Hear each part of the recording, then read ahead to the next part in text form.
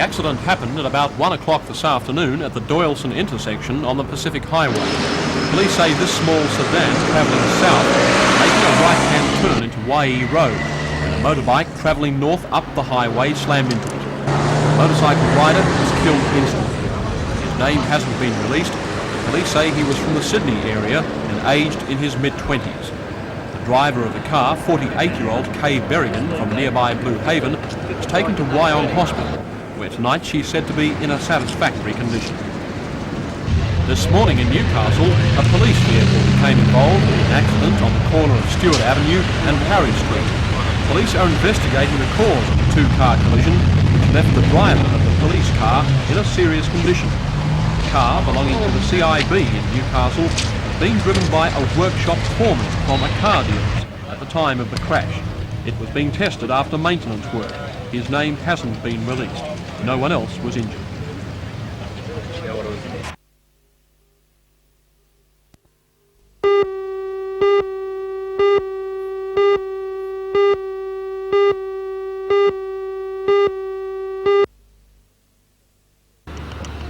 The 27-hectare property was originally purchased from Carrigan Slipways in 1976. Since then, a lot of money has been spent in developing the Motordrome into one of the best raceways in the country. It boasts a concrete safety fence, a supporters club and a recently enlarged pit area. Although the selling price has not been disclosed, assets alone must be worth around $2 million. And the business has been successful since it began. It's certainly the largest privately owned sporting complex in our area. Why then would the owners sell? There's one into the wall. Our company is made up of three families, which involve my parents, my sister's family and my own. And my parents are quite old now and they want to retire. My sister's also wishes to retire. And my wife hasn't been well also for some time, so we've decided that it's time that we reaped a little bit of the benefits from the sale of the property perhaps and enjoyed a little bit better life or easier life, and that's been our decision because of the family uncertainties at this stage. Included in the package for sale is the miniature Grand Prix circuit Fun City Indy, which was completed September last year. Future plans for the property include a water slide and a mini golf course. The Motordrome and Fun City could be sold separately. Peter Goebel hopes that he can remain involved somehow, whatever happens. Either way, both complexes will operate as normal until a sale is complete.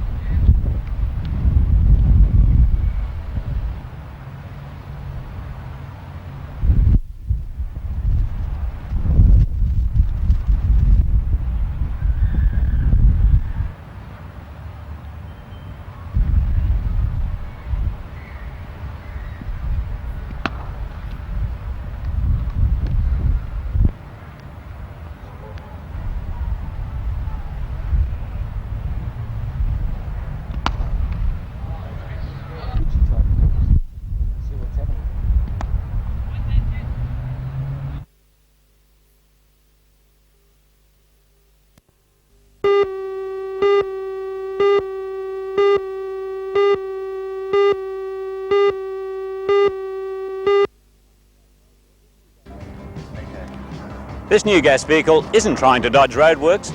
It's taking part in a unique defensive driving course staged at Adamstown today. I'm Jim Sullivan. I'll have that story for you tonight. Join Anna Manzoni and John Church for all the news tonight at 6.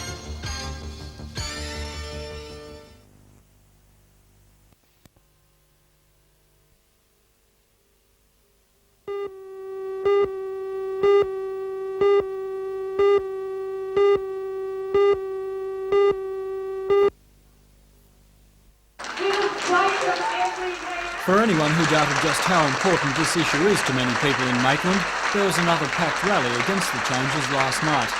They again called on the government to back down from proposals to make Maitland boys and girls high schools two separate co-educational schools. Speakers claimed they were being whitewashed, with the government forcing its views on the people without giving the local community a say. But possibly more importantly last night was the fact that the Liberal spokesman on education, Neil Pickard, took time out on the opening day of Parliament to attend the rally. It was a signal that the Liberals regard this as an extremely important issue. Well, it's a real hot potato because it's just at a time when education should be giving variety of opportunities. We should be creating more selective high schools, not only here but right over the state. We should also be looking at the question of variety of opportunities in special interest schools and comprehensive schools. And for the Minister to try to force these into one mould and make educational clones of everybody, I think is the most disastrous thing at all. It takes also away from the local people any actual say, any freedom, any right to determine their own future and the educational opportunity of their children. The fight to stop the Labor government's changes to the Maitland Boys and Girls High School is growing at both the community and political level, and it now seems clear that this issue may develop into far more of a political stumbling block than local member Alan Walsh and the Labor government would ever have feared.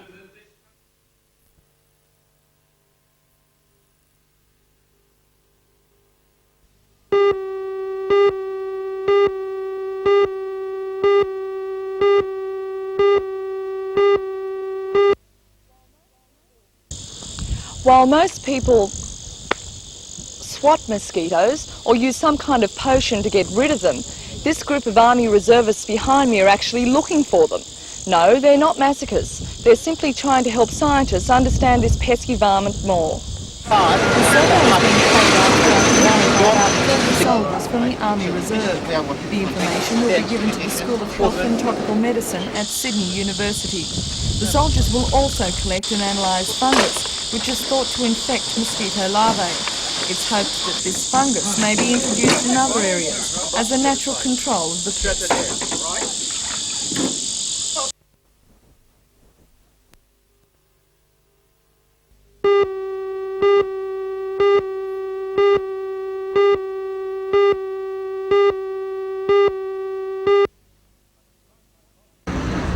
But a strike by Colliery Staff Association employees at West Wallsend Mine No. 2 led to the standing down of the day shift today.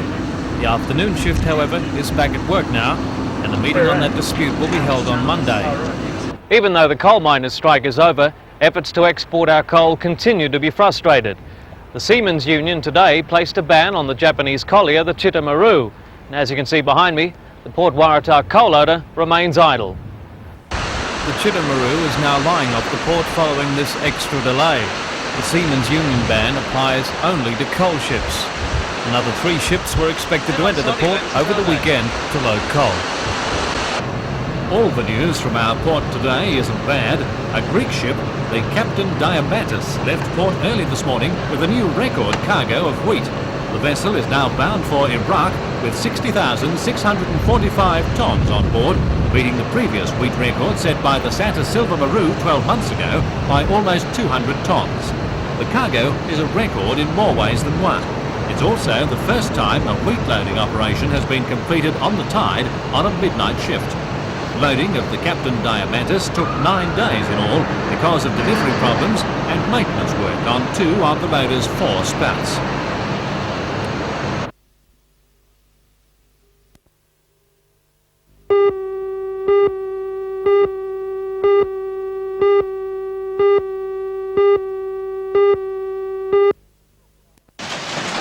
It was shortly after 9:30 last night when the fierce storm raced through Cessnock, causing chaos and panic and leaving in its path widespread damage in the north and west Cessnock areas. This spectacular vision of the storm was recorded at the Cessnock Trot. The meeting was called off after race 5, with hailstones that were clearly as big as golf balls pelting down.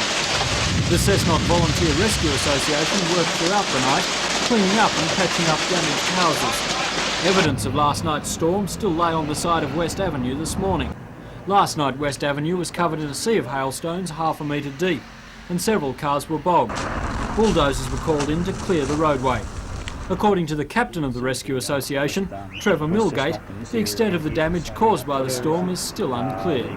Probably full extent, is probably still not summed up at the moment, but there's a lot of houses been damaged, the windows smashed a lot, and there's a lot of calls actually we know of. The hospital got a bit of flooding itself.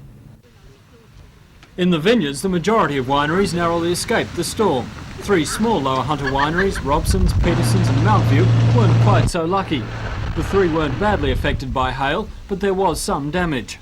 A thick canopy on most varieties protected the fruit, but there was a little bit of grape splitting, and so many had pickers out this morning before rot and oxidation set in and the grapes became unusable for winemaking. Fortunately, the vintage is half over, and so the damage was not devastating. The vignerons themselves were thankful and said it could have been worse.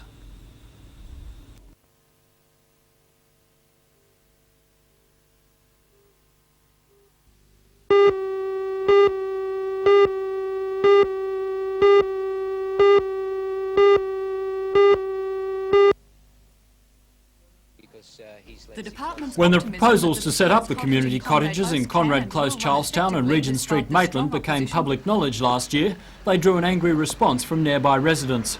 Protest groups were set up, many protests were held, and the then Minister for Youth and Community Services, Frank Walker, was called upon for meetings with the residents. In both Maitland and Charlestown, the residents got little satisfaction from the Minister, especially in the case of Charlestown, where a war of words between the residents and the Minister erupted. When Premier Rann announced changes to the Cabinet around 2 weeks ago, the portfolio of Youth and Community Services went from Frank Walker to former Police Minister Peter Anderson. Mr Anderson's office told me today that both cases are under review. In the near future, Mr Anderson will meet the local members Alan Walsh in Maitland and Richard Face in Charlestown, as well as representatives of the local community, for talks on the future of the cottages. The Minister wouldn't say whether it's likely the proposals would be scrapped, but said it is a possibility.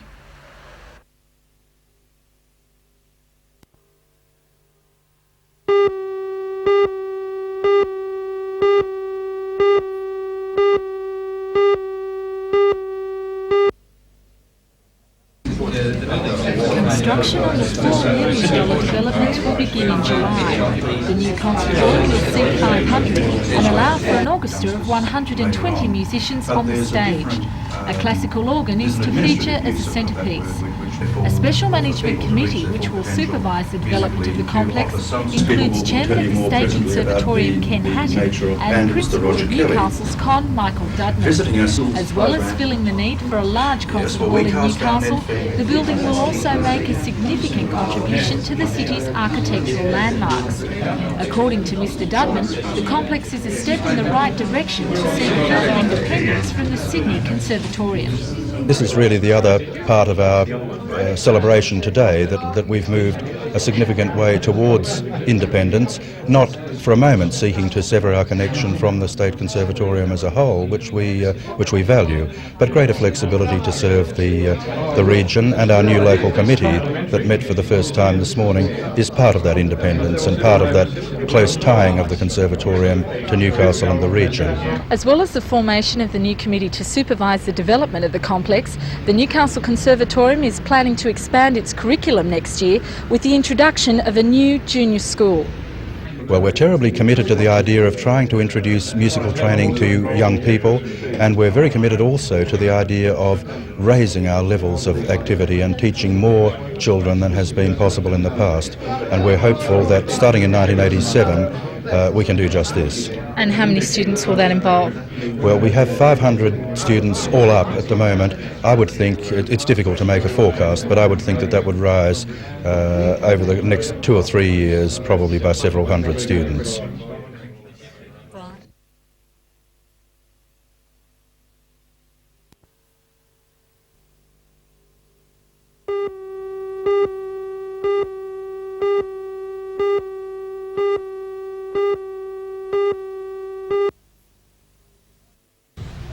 The proposal for the development of a Super Kmart shopping centre, incorporating a discount department store and supermarket on this site at Wall's End, has been something of a hot issue, with objections from local retailers as well as the proponents of the Glendale shopping centre. That, despite development approval 2 years ago, has yet to go ahead. Before giving approval to the multi-million-dollar development, the Newcastle administration took into account a number of economic and social factors. Consultants to the developers New World Oil and Developments found by computer analysis that while established shops in the immediate area could lose up to 22% of gross sales due to an over-provision of supermarket, clothing and hardware stores, there would be a corresponding increase in potential for miscellaneous shops such as chemists, florists, beauticians, butchers, takeaway food outlets and restaurants. The consultants also argued that the establishment of a super Kmart would lead to a restructuring and strengthening of the retail mix in the area, with consumers benefiting from a greater choice in the selection, pricing and quality of goods. In granting conditional development approval, the administration has also tried to ensure an upgrading of community facilities and services in the area. It's demanded improved traffic access, street widenings and extensions, and the relocation at the developer's cost of a public reserve in Kakera Street to an area nearby.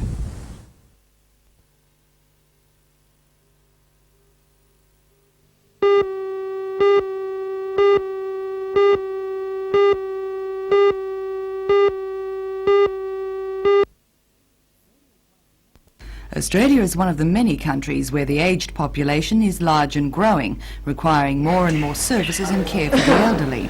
But now private nursing homes are in the firing line, as their fees outstrip many of their patients' ability to pay. The Commonwealth Department of Community Services approves the amount that a nursing home can charge their patients, taking into account the home's running costs and profit margin. But when a home's running costs are high, fees must be set to cover the overhead, and it's then that the pensioners and or their families must foot the bill. We know and acknowledge the work that's done by religious organisations, particularly the churches, but there are, it appears that the fees that have to be charged by private organisations is such that the spouse that's left at home has to subsidise from his pension, or his or her pension, up to $50 a week, causing a social problem and extreme hardship to those that have to subsidise this payment. Well, nursing homes are basically run on two systems. The first is irrespective of costs associated with the operation of the home. The second system is where many problems have come to light. The patient must make up the shortfall between the government subsidy and the fee charged by the home, in many cases around $14 or $15 a day. And over 2 weeks, this can come to more than the standard pension. The Chief Executive Officer of the Uniting Churches Hunter Retirement Living, Terry Fulton, admits there is a problem. However, he says it's not new. These complaints come about at this time of the year basically because the department issues a review of the operating costs of nursing homes that relates to the prior financial year. They adjust the approved fee in line with the increased operating costs. This year we've had an additional increase because of a rationalisation of the return on the investment that a proprietor receives on his nursing home. Both Mr Fulton and Mr Manning agree that one option is to raise the current government subsidy to nursing homes, and according to Mr Manning, a speeding up of the government's new community home care program may also help. And both those options will terrific. Absolutely.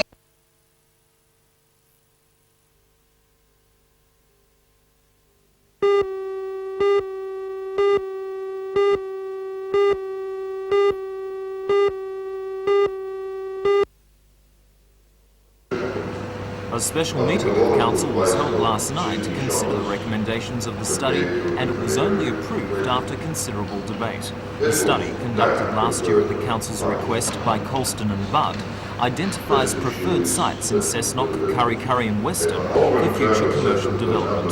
The preferred sites identified for Kurri Kurri and Weston largely centre on the existing shopping districts and caused relatively little debate. The Cessnock shopping district, however, has recently attracted the attention of Dalgettys and Pennant Holdings. Dalgettys have suggested a discount department store on this Darwin Street site, while Pennant Holdings proposed an ambitious development on Coal and Allied land south of the main shopping centre. The study recommends that any development should be in the town centre. Several aldermen disagreed, saying the site would become too small in a few years and that the Coal and Allied site has room for long-term expansion. An amendment recommending the CNA site was put forward, but eventually defeated easily. The study's recommendations were then adopted. The study cost the council $30,000, but Mayor Alderman Gordon Williams says it was money well spent. Yes, it was money well spent. We have a tremendous amount of information that will be valuable to us for many years to come.